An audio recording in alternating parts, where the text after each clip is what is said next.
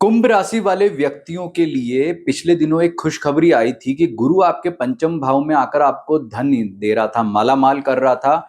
और अब उसके अगले सप्ताह ही 18 मई को गुरु आप ही की राशि में आ रहा है। पहले वे आपके धन भाव से ट्रांजिट कर रहा था, शनि के साथ में था। और अब कुंभ राशि वाले व्यक्तियों की खुद की राशि में आ रहा है। तो देखिए, राहु जब कुंभ राशि में आता है तो कोई समस्या नहीं है, क्योंकि राहु शनि का मित्र है और कुंभ उसकी फेवरेट राशि है और केतु सिंह राशि में आ रहा है। लेकिन ये ध्यान रखें कि राहु का कभी भी अपनी राशि में आगमन इतना ज्यादा अच्छा श्रेष्ठ नहीं होता है। यह स्वभाव में उग्रता देता है, वैवाहिक सुख में, पारिवारिक सुख में समस्या देता है। कहने का तात्पर्य, पहले भी राहु इतना अच्छा नहीं था और अब भी राहु कोई बहुत ज्यादा अच्छा नहीं होना है। तो राहु के राशि परिवर्तन से कुंभ राशि वालों को कोई विशेष फर्क, दिक्कत या परेशानी नहीं होनी है। लेकिन साढ़े साती चल रही है आपको। एक तरफ शनि बहुत अच्छी स्ट्रांग पोजीशन में नहीं है, ऊपर से राहु अब आपकी खुद की राशि में आ गया है, तो जीवन को थोड़ा बहुत डिसबैलेंस कर रहा है। तो आपके जीवन के विभिन्न क्षेत्रों में आपको कैसे राहु के फल मिलेंगे, इसकी चर्चा इस वीडियो में कर रहे हैं। तो पूरा वीडियो जरूर देखना है। और अभी तक आपने हमारे चैनल एस्ट्रो सुधाकर पुरोहित को लाइक, सब्सक्राइब या फॉलो नहीं किया है तो तुरंत कर लीजिए। ये जो वीडियो है ये आपकी जन्म राशि कुंभ के आधार पर बनाया गया है। आपकी जन्म राशि कुंभ है या नहीं है, ये जानने के लिए अपनी जन्म पत्री ओपन कीजिए। लग्न कुंडली में देखिए चंद्रमा 11 नंबर में बैठा है क्या। यदि चंद्रमा 11 नंबर में, इट मीन्स इसका मतलब आपकी कुंभ राशि है। लेकिन यदि चंद्रमा 11 में है, 10 में है, 8 में, इस बात को आप समझ नहीं पा रहे हैं तो कमेंट में अपनी जन्म तारीख, जन्म समय और जन्म स्थान अभी तुरंत लिखकर भेज दीजिए। हम आपको कमेंट करके बताएंगे कि आपकी जन्म राशि क्या है। तो कुंभ राशि वाले मित्रों, ये जो राहु और केतु का राशि परिवर्तन है, इसे जीवन के विभिन्न क्षेत्रों में आप पर क्या प्रभाव रहेगा समझते हैं इस वीडियो में। और शुरुआत करते हैं स्वास्थ्य को लेकर। देखिए, स्वास्थ्य का विचार अपने लग्न भाव, पहले भाव से ही करते हैं। राहु आ रहा है आपके खुद की राशि में, यानी राहु आएगा तो क्या करेगा, आतुरता देगा, तीव्रता देगा, स्वभाव के अंदर उग्रता देगा। तो क्या होगा, टेंशन। जैसे कहीं आप काम करने गए, कोई वो काम नहीं हुआ तो दिमाग में नेगेटिव ख्याल आने लग जाएंगे, यानी कि नेगेटिव थॉट्स, विचार ज्यादा बढ़ेंगे दिमाग में। और वो धीरे धीरे ज्यादा बढ़ गए तो उसका इंपैक्ट क्या होगा, आपकी बॉडी पर, स्वास्थ्य में दिक्कत देगा। तो आपको क्या ध्यान रखना है, पेशेंस लेवल, धैर्य आपका ज्यादा रहना चाहिए। दूसरा, केतु आपका पहले अष्टम भाव में था, जहां हेल्थ में ज्यादा इश्यू दे रहा था, ज्यादा प्रॉब्लम दे रहा था। अब वह आपके सप्तम भाव में आया है। तो यह तो निश्चित है कि समय आपका पहले से राहु केतु के जो ट्रांजिट है उसमें पॉजिटिव हुआ है, यानी कि यह निश्चित मानिए। लेकिन कितना पॉजिटिव, कई मामलों में यह आपको बहुत ज्यादा दिक्कत भी दे सकता है। तो केतु का अपन यहाँ पर फिर भी ठीक मान लेते हैं कि वह सूर्य की राशि में आया है, सप्तम भाव में आया है, पहले की बजाय थोड़ा ठीक है। लेकिन राहु आपके यहाँ उग्रता देता है। तो स्वभाव में आपको स्वास्थ्य में क्या ध्यान रखना है, स्वभाव में नम्रता रखें, कूल रहें, टेंशन ना लें। जितना टेंशन लोगे उतनी दिक्कत होगी। ऐसे ही केतु आपको क्या करेगा कि पहले आपको ज्यादा दिक्कत दे रहा था, अब उतनी दिक्कत नहीं देगा। लेकिन फिर भी 7th हाउस में, स्टमक के ऊपर का पार्ट की अपन बात करते हैं, उसका कोई प्रभाव आपके लिए परेशानी वाला ना हो, क्योंकि स्टमक का पहले से कोई दिक्कत चल रही है तो उसको लेकर के थोड़ा आप सावधानी बरतिए। अन्यथा पहले की अपेक्षा ये फिर भी आपके लिए ठीक रहने वाले हैं। अब बात करते हैं आपके करियर की।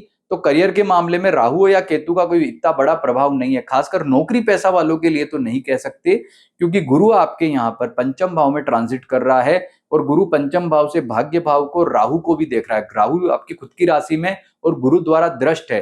तो गुरु कहीं ना कहीं राहु की नेगेटिविटी को कंट्रोल करने की कोशिश कर रहा है और राहु भी गुरु को देख रहा है। तो दोनों का आपसे दृष्टि संबंध यहाँ पर आपके लिए कोई बहुत ज्यादा दिक्कत या परेशानी वाला नहीं है।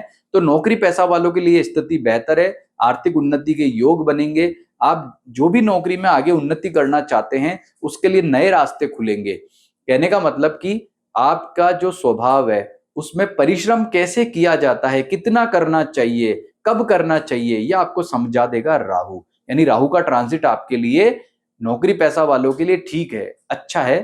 थोड़ा टेंशन बढ़ाने वाला है। जैसे मान लो आपका कोई काम है, नहीं हुआ है, टेंशन हो गई, कोई दिक्कत है, वह टेंशन से क्या होगा, आपका दूसरों को आप बोलोगे मुझे टेंशन हो रही है, बस इतनी सी बात है, बाकी ज्यादा आपको परेशानी नहीं देगा।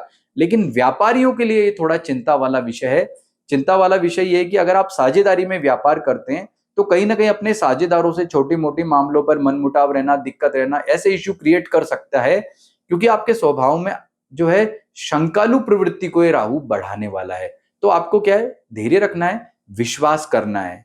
जितना विश्वास करेंगे उतना अच्छा है। अब यह राहु को कंट्रोल कैसे किया जाए, क्योंकि राहु अगर लगन में आपकी खुद की राशि में आया तो दिक्कतें बढ़ा रहा है। तो इसको कंट्रोल करने का तरीका है, भगवान गणपति की आराधना आप करें। जितना भगवान गणेश की आराधना करेंगे राहु यहाँ उतना ही कंट्रोल होगा। राहु के मंत्र जबकि ऐसी कोई विशेष आपको आवश्यकता नहीं है। पन्ना रत्न आप पहन सकते हैं, बशर्ते अगर आपकी जन्म पत्रिका में बुध कारक ग्रह है तो आपको एमरल्ड यानी पन्ना रत्न या उसके उपरत्न होते हैं। एक तो पेरिडोट उसका उपरत्न होता है, बहुत अच्छा।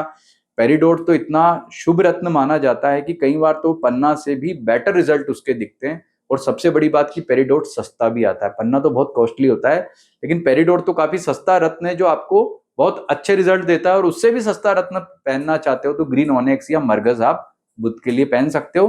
तो ये राहु को क्या करेगा, कंट्रोल करेगा, राहु की नेगेटिविटी को कंट्रोल करेगा। ये बात कुंभ राशि वाले लिख के रख लें कि व्यापार में उन्नति चाहते हैं तो आपको बुध का रत्न धारण करना बहुत ही श्रेष्ठ रहने वाला है। अब बात करते हैं रिलेशनशिप के बारे में। तो रिलेशनशिप के बारे में राहु या केतु का इंपैक्ट यहाँ पर यह है कि पारिवारिक सुख के दृष्टिकोण से कोई दिक्कत या परेशानी नहीं है। माता पिता, भाई बंधु, उनसे आपका रिलेशनशिप ठीक है, उसमें राहु का प्रभाव नहीं। बस स्वभाव में उग्रता देगा, गुस्सा आ जाएगा, आएगा दूध के उफान की तरह निकल जाएगा, कोई दिक्कत नहीं है। लेकिन समस्या कहाँ है, समस्या है आपके वैवाहिक सुख में। वैवाहिक सुख में यहाँ केतु आ रहा है।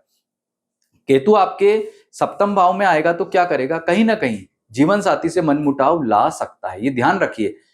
केतु क्या करता है कि हमारे दिमाग में अजीब तरह की कल्पनाएं क्रिएट करता है। तो अगर आपकी सगाई हुई है तो अपनी जो फियोंसे से आप बात कर रहे हैं तो नपी तुली बात करें, अच्छी बात करें, पॉजिटिव करें। कोई गुस्से वाली बात आती तो उसे तुरंत सॉल्व करने का प्रयास करें।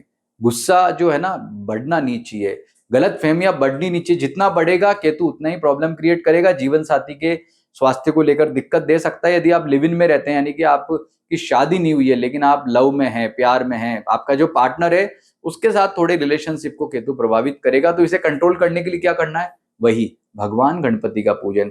लाल किताब ये कहती है कि केतु को कंट्रोल कीजिए भगवान गणपति के पूजन से और राहु को कंट्रोल कीजिए माँ सरस्वती के पूजन से। तो उसका माँ दुर्गा का पूजन भी आप कर सकते हैं। तो उससे ये जो स्थितियां हैं ये काफी हद तक कंट्रोल होगी और आपका रिलेशनशिप इससे बेहतर चलेगा। लेकिन धैर्य और सौम्यता ये दो चीज आपको यहाँ अपनानी होगी।